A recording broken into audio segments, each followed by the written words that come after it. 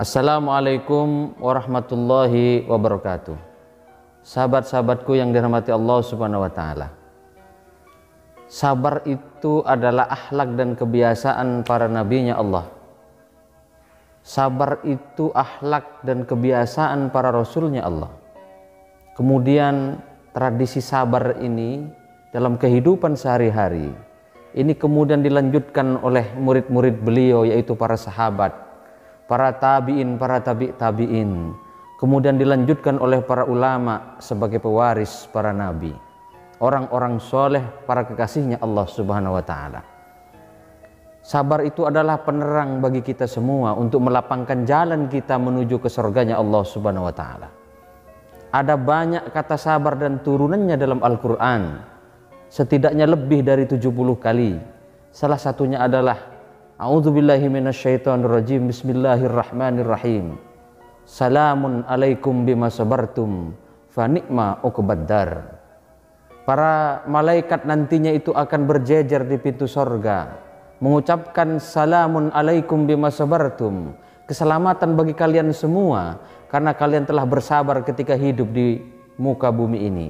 Terus kemudian tempat tinggal yang paling indah, tempat tinggal yang paling baik itu adalah surganya Allah Subhanahu wa ta'ala.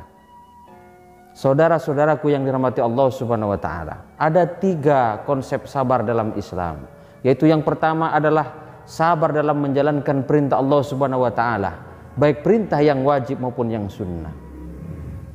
Pada sepertiga malam, kira-kira jam 2 sampai jam 3 malam, kita harus turun dari dipan kita, di mana orang lain mungkin sibuk membenarkan selimutnya. Kita turun menembus cuaca dingin, kita ambil air wudhu, kita laksanakan sholat tahajud, kita laksanakan sholat hajat, kita tutup dengan witir, sembari kita bertahmid, bertakbir, bertasbih kepada Allah Subhanahu wa ta'ala. Kita menunggu fajar menyingsing. Setelah fajar terbit, kemudian kita lanjutkan dengan sholat sunnah fajar, di mana pahalanya khairum minad dunya wa ma fiha, lebih baik dari dunia dan seisinya. Kita lanjutkan sholat subuh 2 rakaat, kemudian kita lanjutkan berzikir dan membaca Al-Quran hingga terbit matahari. 15 menit berikutnya kita sholat isyraq atau sholat syuruk, yaitu sholat duha di awal waktu. Itulah yang dicontohkan Rasulullah Muhammad SAW, dan semua itu perlu kesabaran kita menjalankan perintah Allah, baik yang wajib maupun yang sunnah. Saudara-saudaraku yang dirahmati Allah Subhanahu wa ta'ala, setelah itu kita pulang ke rumah kita masing-masing.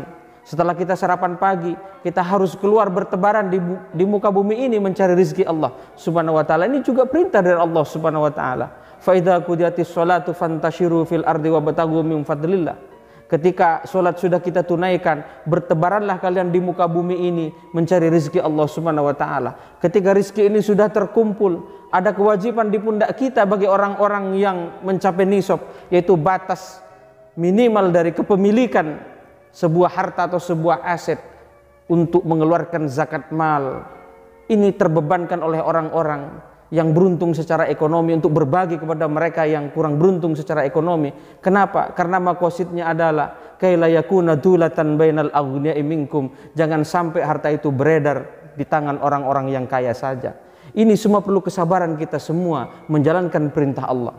Sabar yang kedua yaitu sabar dalam menjauhi larangan Allah Subhanahu wa ta'ala.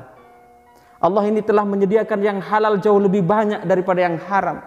Namun manusia dengan hawa nafsunya secara internal dan godaan setan secara eksternal sering tergoda dan terpesona, bahkan terpuruk ke dalam kemaksiatan dan kemungkaran kepada Allah Subhanahu wa ta'ala. Itu karena tidak punya kesabaran, yaitu kesabaran untuk menjauhi apa yang dilarang oleh Allah Subhanahu wa ta'ala. Kita ambil contoh minuman keras misalnya, khomer itu diharamkan oleh Allah Subhanahu wa ta'ala. Masih banyak minuman yang tersedia di muka bumi ini yang jauh lebih banyak, tapi orang jatuh terjerumus kepada minuman keras dan turunan-turunannya termasuk narkoba. Kenapa itu bisa terjadi? Karena ada hawa nafsu di situ, karena ada godaan setan di situ. Yang berikutnya adalah contoh adalah budaya ikhtilat. Ikhtilat ini adalah bercampurnya laki dan perempuan yang bukan mahramnya yang tanpa batas.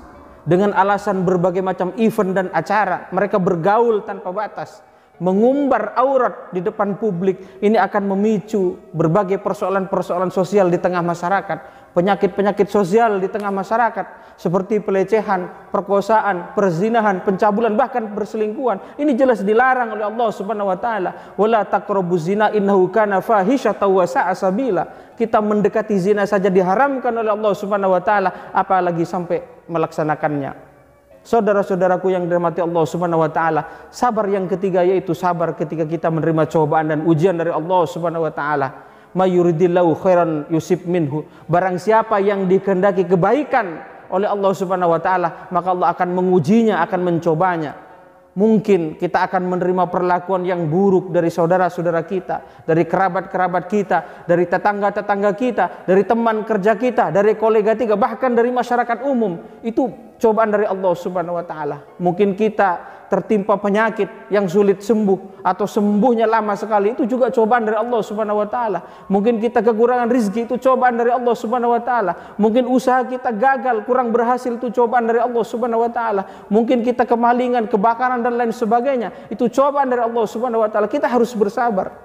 Saudara-saudaraku yang dirahmati Allah Subhanahu wa taala, ada 3 konsep kesabaran dalam Islam dan mudah-mudahan kita termasuk di dalamnya, yaitu sabar dalam menjalankan perintah Allah Subhanahu wa taala baik yang sunnah maupun yang wajib. Sabar yang kedua yaitu sabar untuk meninggalkan apa yang dilarang oleh Allah Subhanahu wa taala, dan sabar yang ketiga yaitu sabar dalam menerima ujian cobaan dari Allah Subhanahu wa taala. Mudah-mudahan bermanfaat untuk kita semua. Ari qouli hada ihdinas siratal mustaqim wallahul muwaffiq ila aqwamit thoriq. Wassalamualaikum warahmatullahi wabarakatuh.